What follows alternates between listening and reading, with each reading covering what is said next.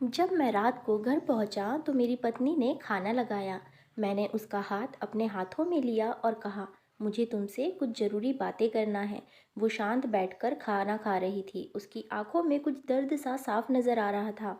अचानक मुझे नहीं पता कैसे कहूँ, मगर मुझे उसे बताना ही था। मैंने बड़ी शांति से कहा, मुझे तलाक चाहिए। लगा जैसे उसे मेरे शब्दों से कुछ फ़र्क नहीं पड़ा, बल्कि उसने मुझसे पूछा, क्यों तलाक चाहिए। मैंने उसके सवाल को अनसुना किया तो उसे गुस्सा आ गया। उसने खाने की थाली उठाकर फेंक दिया और ज़ोर से चिल्लाई, तुम इंसान नहीं हो। उस रात हमने एक दूसरे से बात नहीं की। वो रो रही थी। मुझे पता था कि वो जानना चाहती थी कि आखिर ऐसा क्या हुआ जो हमारा रिश्ता टूटने की कगार पर आ गया, पर मेरे लिए उसके सवालों का जवाब दे पाना नामुमकिन था। मैं अब किसी और से प्यार करने लगा हूँ। अब मुझे उससे प्यार नहीं रहा। मैंने उसे उसके बरसों के प्यार की सज़ा दी थी।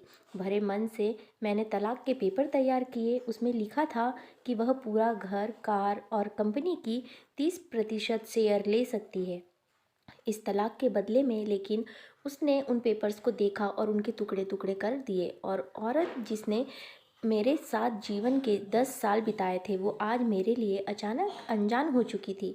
मुझे इन 10 सालों का जो उसने मेरे लिए बर्बाद किए, मगर मैं क्या करूं। जो हो चुका था उसे मैं बदल नहीं सकता था, क्योंकि मैं किसी और से, अपनी पत्नी से भी ज़्यादा प्यार करने लगा था। आखिरकार उसके सब्र का बांध टूट गया और वो फूट फूट कर मेरे सामने रोने लगी। मेरे लिए उसका रोना एक तरह से उसकी रिहाई की तरह था। तलाक की ये बात जो कई दिनों से मुझे परेशान कर रही थी, अब बिल्कुल साफ हो चुकी थी। अगले दिन मैं घर काफ़ी लेट आया। मैंने देखा कि वो टेबल पर बैठकर कुछ लिख रही थी। मैंने शाम का खाना नहीं खाया था, लेकिन फिर भी मैं सीधे ऊपर जाकर अपने कमरे में सो गया, क्योंकि पूरा दिन अपनी गर्लफ्रेंड के साथ रहने और कई जगह घूमने के बाद मैं थक गया था। वो शायद रात को उसी टेबल पर लिखते लिखते सो गई थी। सुबह उसने तलाक देने की शर्तें बताई। वो मुझसे कुछ भी लेना नहीं चाहती थी। उसे सिर्फ तलाक से पहले 1 महीने का समय चाहिए था। उसने आग्रह किया कि इस 1 महीने में हम दोनों वही पुराना वाला जीवन जिए जितना संभव हो सके, क्योंकि आने वाले महीने में हमारे बेटे की परीक्षा है। वह नहीं चाहती थी कि हमारे टूटे हुए रिश्ते का प्रभाव उसकी पढ़ाई पर पड़े। मुझे भी यह ठीक लगा, मगर वो कुछ और भी चाहती थी। जैसे शादी के दिन मैं उसे उठाकर अपने बेडरूम तक ले गया था, उसी तरह हर रोज़ 1 महीने तक मैं उसे बेडरूम में ले जाऊं। मुझे लगा यह पागलपन है, मगर इन आखिरी दिनों को थोड़ा अच्छा बनाने के लिए मैंने उसकी यह शर्त स्वीकार कर ली। मैंने अपनी प्रेमिका को अपनी पत्नी की सभी शर्तें बताई। वो हंसने लगी। उसे लगा मेरी पत्नी कितने भी तरीके अपना ले, तलाक होना तो तय है। मेरी पत्नी और मैं किसी से भी इस दौरान नहीं मिले। लेकिन उस दिन जब मैं उसे पहली बार उठाकर गेट तक ले गया, तो हम दोनों काफ़ी अजीब महसूस कर रहे थे। पीछे से हमारा बेटा भी खिलखिलाकर खुश हो रहा था। अगले दिन यह काम थोड़ा सामान्य और आसान हो गया। वह मेरे सीने से लगी थी और मैं उसकी खुशबू महसूस कर रहा था। ऐसा लगा जैसे कई दिनों बाद मुझे ये खुशबू मिल रही थी, या फिर कई दिनों से मैंने उसके होने को महसूस नहीं किया था। पहले जितनी उसमें वो कसाव नहीं था, और चेहरे पर कुछ हल्की झुर्रियाँ नज़र आ रही थी, और बाल भी सफ़ेद होने लगे थे। ये वही औरत थी जिसने अपने जीवन के 10 साल मुझे समर्पित किए थे।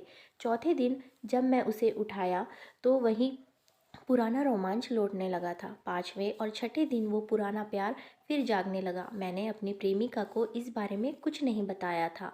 अब उसे उठाना और आसान हो गया था। शायद हर रोज़ यह सब करने का मैं आदी हो गया था। एक दिन वह अपनी पसंद की साड़ी निकाल रही थी, लेकिन कुछ खास नहीं ढूंढ पाई। उसने सांस भरते हुए कहा कि उसके सारे कपड़े बड़े पड़ने लगे हैं। तब मुझे पता चला कि वह काफ़ी दुबली हो गई है, और इसीलिए मैं उसे आसानी से उठा पा रहा था। मेरे दिल को एक झटका सा लगा। उसने अपने दिल में काफ़ी सारा दर्द छुपा रखा था। पता नहीं कैसे मैं आगे बढ़ा और उसके सिर को छूकर देखा। अचानक हमारा बेटा आया और बोला कि पापा, ये तो मम्मा को उठाकर रूम में ले जाने का समय हो गया है। उसके उसके लिए अपने पापा द्वारा मम्मा को इस तरह उठाकर ले जाते हुए देखना जीवन का अभिन्न हिस्सा बन गया था। मेरी बीवी ने हमारे बच्चे को बुलाया और ज़ोर से उसे गले लगाया। मैंने अपना चेहरा दूसरी तरफ कर लिया। मुझे लगा कहीं मैं अपना निर्णय न बदल लूँ। मैंने अपनी पत्नी को रोज़ की तरह उठाया और बेडरूम से सिटिंग रूम होते हुए हॉल तक लाया। उसने प्यार से अपने दोनों हाथ मेरी गर्दन के आसपास रख दिए। मैंने उसे ज़ोर से पकड़ रखा था, बिल्कुल हमारी सुहागरात की तरह, मगर उसका इतना कम वजन मुझे परेशान कर रहा था। महीने के आखिरी दिन जब मैंने उसे उठाया तो मेरे लिए एक कदम भी चल पाना मुश्किल हो रहा था। हमारा बेटा स्कूल जा चुका था। मैं अपनी कार से ऑफिस गया और कार से कूदकर बाहर आ गया। बिना कार को लॉक किए मुझे डर था कि अब एक पल की भी देरी मेरा इरादा बदल देगी। मैं ऊपर गया, मेरी प्रेमिका ने दरवाज़ा खोला और मैंने उससे कहा, सॉरी डियर, अब मैं अपनी पत्नी से तलाक नहीं लेना चाहता। उसने मुझे देखा और मेरे सिर पर हाथ फेरकर कहा, तुम्हें बुखार तो नहीं है? मैंने उसका हाथ हटाया और कहा, सॉरी, अब मुझे अपनी पत्नी से तलाक नहीं चाहिए। हमारी शादीशुदा ज़िंदगी शायद हम दोनों के ध्यान न देने की वजह से बोरिंग हो गई थी, लेकिन इसका मतलब यह कतई नहीं है कि हम एक दूसरे से प्यार नहीं करते। अब मुझे एहसास हुआ है कि जिस दिन मैं उसे शादी करके अपने घर लाया था, उस दिन से जीवन के आखिरी दिन तक मुझे उसका साथ निभाना है। उस प्रेमिका के होश उड़ गए। उसने मुझे एक ज़ोरदार चाँटा जड़ दिया। मेरे मुंह पर वह रोने लगी और दरवाज़ा अंदर से बंद कर लिया। मैं सीढ़ियों से नीचे उतरा और आकर अपने कार में बैठ गया। आगे एक फूल वाले की दुकान पर रुका और अपनी प्यारी पत्नी के लिए एक सुंदर सा गुलदस्ता लिया। दुकानदार ने पूछा कि इस पर क्या लिखना है। मैंने मुस्कुराते हुए कहा कि मैं तुम्हें जीवन के आखिरी दिन तक यूं ही उठाता रहूँगा। मेरी फिर गुलदस्ता लेकर मैं घर पहुंचा। मैं ऊपर अपने कमरे की तरफ भाग कर गया, लेकिन तब तक वह मुझे छोड़कर इस दुनिया से जा चुकी थी, हमेशा के लिए। वो इस बात से अंदर ही अंदर घुट रही थी, लेकिन मैं अपनी प्रेमिका के साथ इतना खोया हुआ था कि कभी ध्यान ही नहीं रहा। उसने अपना मन बना लिया था कि अब उसे और नहीं जीना, इसलिए वह मुझे और मेरे बेटे के रिश्ते को टूटने से बचाना चाहती थी। मैं नीज उससे तलाक लेना चाहता था, लेकिन फिर भी उसने मुझे अपने बच्चे की नज़रों में एक प्यारा पति और पिता बना दिया था। जीवन की छोटी छोटी बातें रिश्तों में बहुत महत्व रखती है, और बैंक बैलेंस, बड़ा घर, बड़ी कार, बैंक बैलेंस ये खुशियों का हिस्सा ज़रूर बन सकते हैं, मगर अपनों के बिना इनकी कोई कीमत नहीं। तो फ्रेंड्स, ये स्टोरी आपको कैसी लगी?